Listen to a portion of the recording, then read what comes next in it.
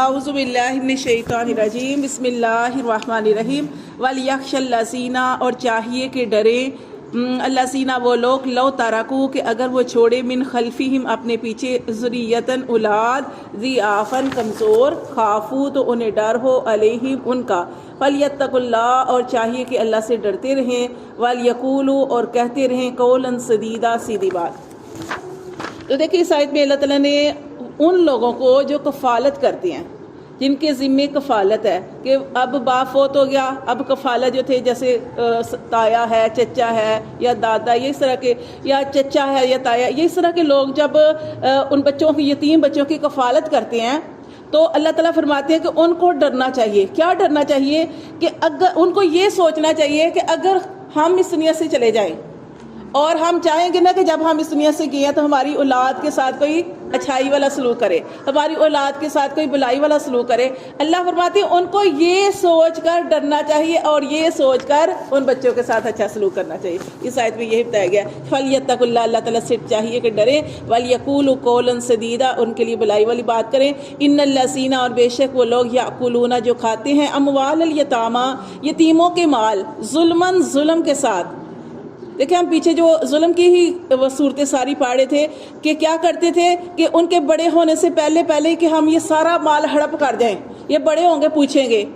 تو اس طریقے جیسے کاروبار، جیسے میں نے پہلے بھی بتایا کہ جیسے کہ کاروبار میں بھی اگر ان کو لگانا پڑا، اپنا بھی مال لگاتے، یتیموں کا بھی لگاتے، اگر نقصان ہو جاتا کہتے ان کا مال جو تھا ہم نے تو لگایا تھا کاروبار میں لیکن نقصان ہو گیا۔ یعنی یہ ساری ظلم کی قسمیں ہیں۔ جیسے میں نے آپ کو بتایا تھا کہ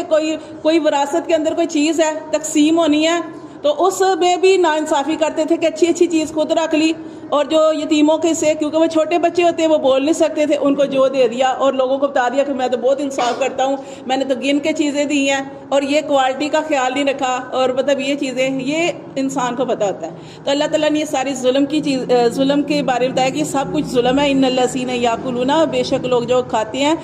اموال الیتامی یتیموں کے مال ظلماً ظلم کے ساتھ، انما بے شک وہ یاکلون وہ بھرتے ہیں فی بطونہم اپنے پیٹوں میں آگ، وہ اپنے پیٹوں میں آگ بھرتے ہیں۔ اللہ فرماتے ہیں وَسَيَصْلَوْنَ اور ان قریب وہ ڈالے جائیں گے اس آگ میں، سعیرا وہ آگ جو بھڑکتی ہوئی آگ ہے، جو جلا دینے والی ہے۔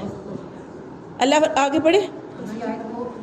پھر اللہ فرماتے ہیں یوصیکم اللہ، وصیت کرتا ہے تم کو اللہ فی اولادکم تمہاری اولادوں کے بارے میں، للذکری مرد کے لیے، مثلو حصہ ہے، مانند حظ الانثیین دو عورتوں کے برابر۔ یہ آپ کو سمجھ آئی کہ عورتوں سے جو زیادہ حصہ، ٹھیک ہے، مرد کا ڈبل حصہ ہوتا ہے، عورت کو نصف حصہ ملتا ہے، ٹھیک ہے۔ تو اللہ فرماتے ہیں کہ اللہ تمہیں وصیت کرتا ہے تمہاری اولادوں کے بارے میں، للذکری مرد کے لیے، مثلو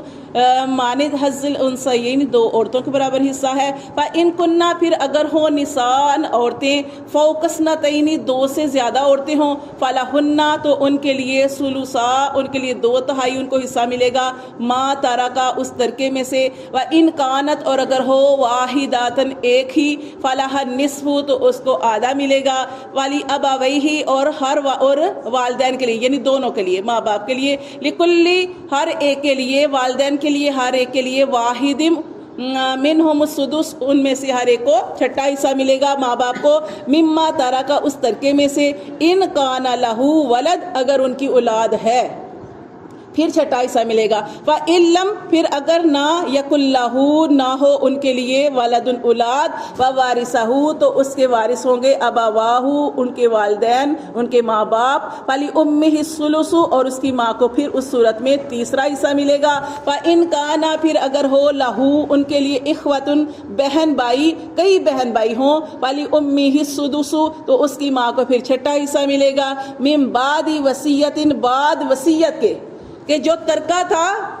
بعد میں تقسیم ہوگا، لیکن اگر مرنے والا کوئی وصیت کر کے گیا ہوگا تو سب سے پہلے اس کے ترکے میں سے اس وصیت کو پورا کیا جائے گا، پھر ترکے کو تقسیم کیا جائے گا۔ یہ اللہ نے اس کے سارے وہ بتا دیا کہ اگر اولاد ہے تو اتنا حصہ ملے گا، نہیں ہے تو اتنا ملے گا، یہ ساری چیزیں اللہ نے اس میں جو ہے بتائی ہیں۔ پھر اللہ فرماتے ہیں کہ بعد وصیت کے جو وصیت کی گئی، یوصی بہا جو وصیت کی گئی اس وصیت کو پورا کیا جائے گا، او دین یا پھر ادائیگی قرض۔ تو یہ دیکھیں یہاں پہ یہ بھی بتائی گیا ہے، یہ چیز بتائی گئی ہے کہ جب کوئی مرنے والا مر گیا اس کی وراثت کو تقسیم کرنا ہے. اس کی وراثت کو جب آپ کسی کو دے رہے ہیں، ان کی اولاد کو دے رہے ہیں، تو اس سے پہلے دو چیزوں کا دھیان رکھنا پڑے گا. یہاں پہ دو چیزیں آئیں، تین بھی ہو سکتی ہیں.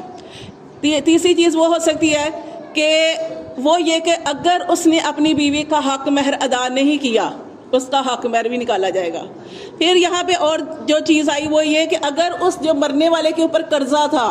اس کی وراثت جو ہے خاص ساری ختم ہو جائے، لیکن اس کا سب سے پہلے قرضہ دیا جائے گا.